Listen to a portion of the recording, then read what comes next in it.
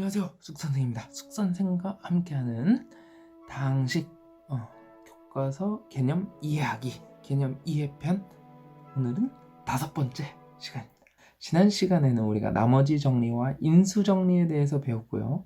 오늘은 이제 인수분해를 할 건데, 사실 인수분해는 중학교 때 정확히 배웠습니다. 인수분해는 무엇이냐? 인수분해는 뭐냐? 전개를 거꾸로 하는 거다. 즉 다항식을 곱하기들로만 표현하는 거다라는 겁니다. 근데 이제 인수분해, 지금 고등학교와의 차이는 뭐냐? 좀 업그레이드가 된다. 뭐가? 차수가 좀 올라갈 거다. 차수가. 우리가 중학교 때 인수분해는 2차식에 거의 한정돼서 배웠습니다. 그러면 이제는 3차, 4차식에 대해서도 우리가 인수분해를 할 수가 있다라는 겁니다. 자, 근데 우리가 인수분해 하면 항상 기억해야 될 게 있어요. 공통 인수분해 할 때 식에 딱 보이면 일단 공통인 것들이 있으면 그걸로 싹 묶어내고 시작하는 게 제일 간편한 인수분해 방법이었다라는 거. 자, 그리고 이제 곱셈 공식이 우리가 앞에서 배웠습니다. 앞에서 다항식의 연산에 이제 곱셈에서 등장한 곱셈 공식입니다.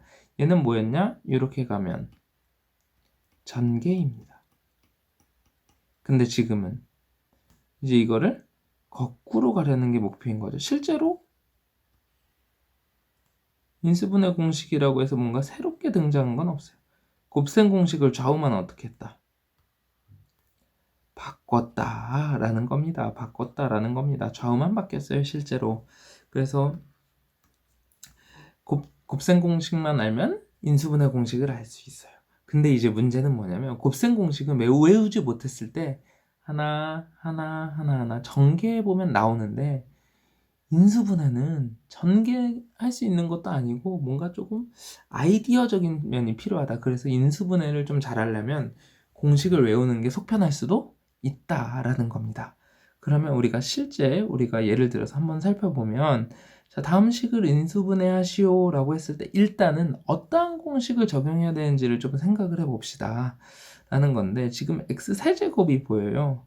세제곱이 있는 거는 얘랑 얘가 있는데, 지금 항이 하나, 둘, 셋, 네 개가 있어요.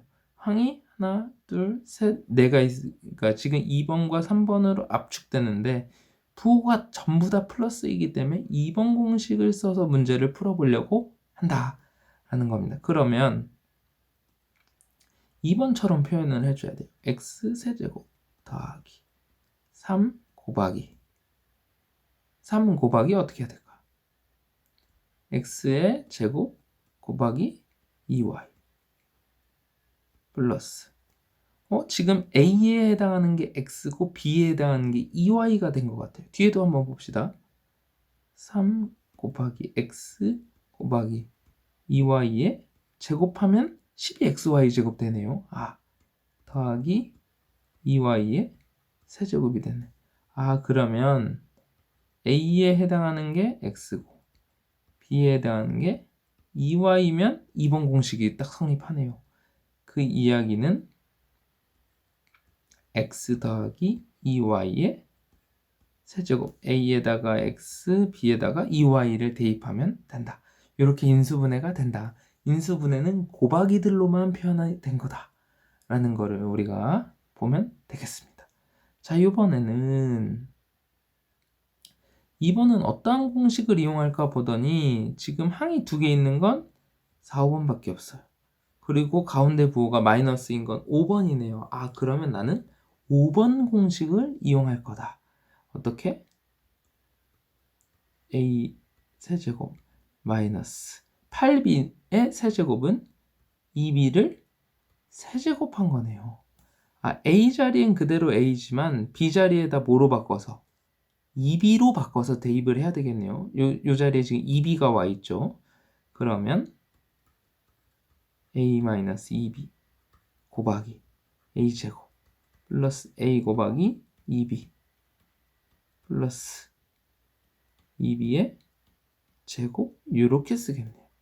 그러면 a-2b 곱하기 a제곱 플러스 2ab 플러스 4b 제곱. 이렇게 우리가 인수분해를 할 수가 있다라는 겁니다.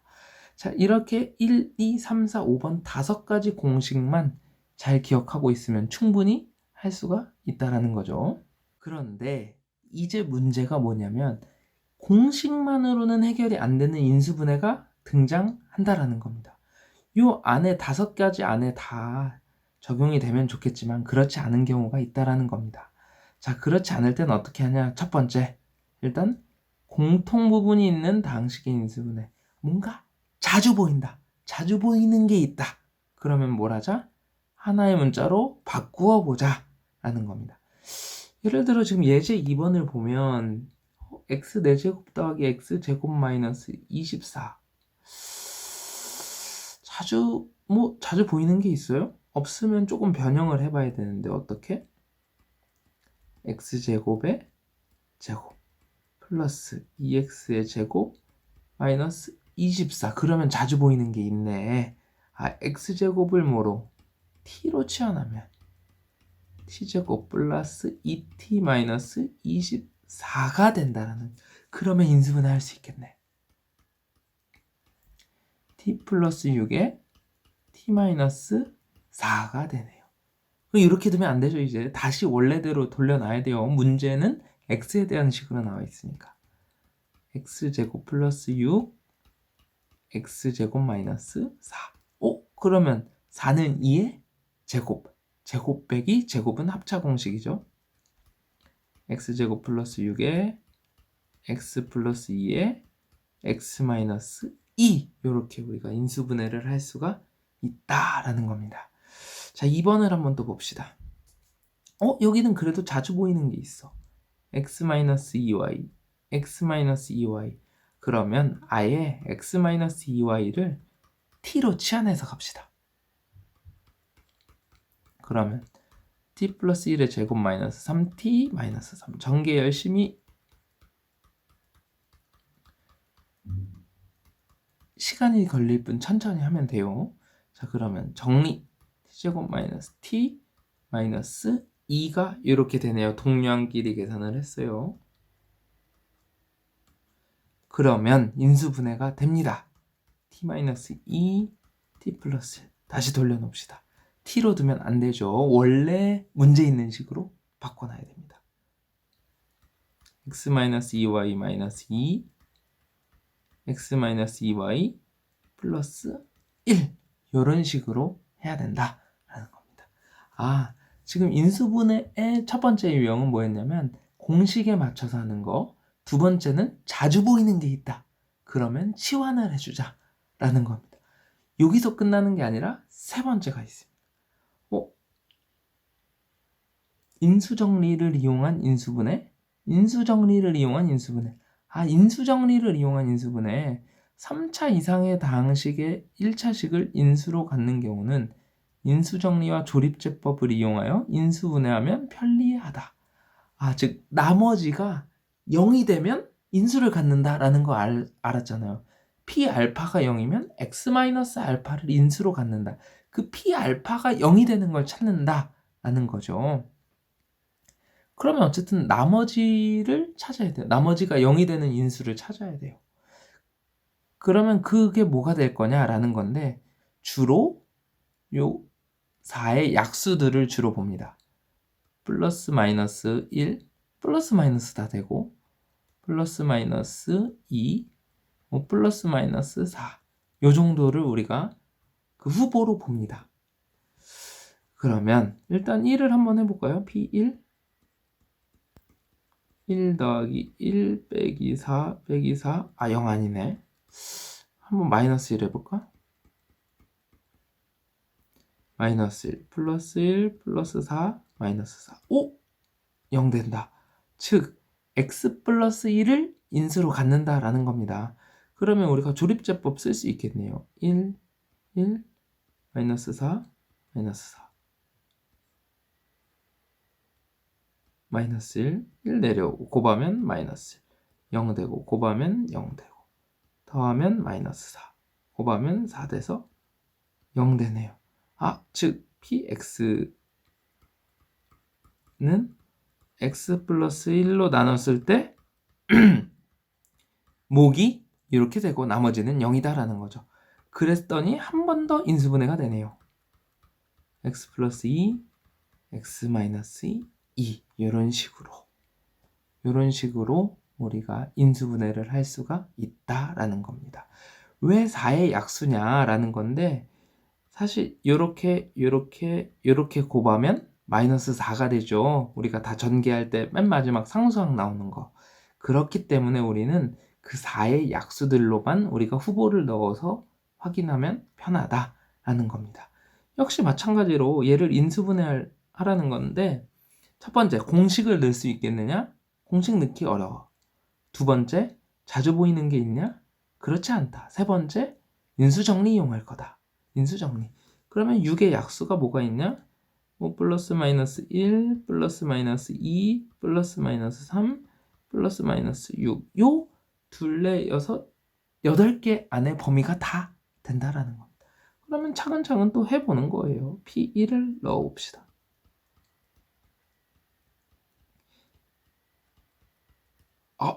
땡큐다. 바로 해결이 됐네요.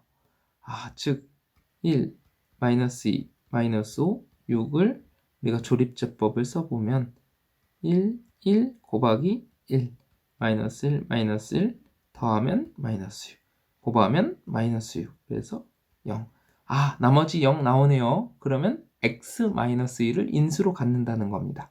즉 px는 x-1로 나눴을 때 나머지가 0이라는 거고 몫은 x제곱 마이너스 x 마이너스 6이 되죠. 6의 몫이라고 우리가 배웠었죠. 자, 그러면 얘는 마저 인수분해가 됩니다. x-1에 x-3에 x 플러스 2가 된다는 겁니다. 이렇게 우리가 인수분해를 할 수가 있겠다. 인수정리를 이용해서. 조금 빠르게 인수분해를 해봤는데요. 사실 인수분해는 우리가 연습이 필요합니다. 오늘 이제 인수분해 배웠으니까 이 인수분해는 5문제로 안 되고 10문제씩 연습을 해야 됩니다. 10문제를 연습해야 되는데 인수분해를 딱 식을 봤을 때 우리가 절차를 가져야 해요. 첫 번째, 공식으로 적용할 수 있는가? 내가 외운 공식으로 적용할 수 있는가를 확인해야 됩니다. 그렇지 않다. 그럼 두 번째, 자주 보이는 게 있는가? 자주 보이는 게 있으면 뭘 하자?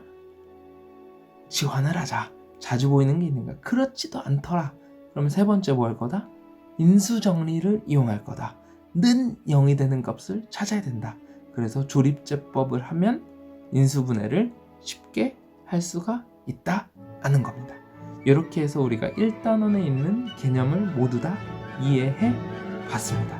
다음 개념 이해편에는 우리가 2단원으로 넘어가서 복소수와 그 연산으로 다시 찾아뵙도록 하겠습니다.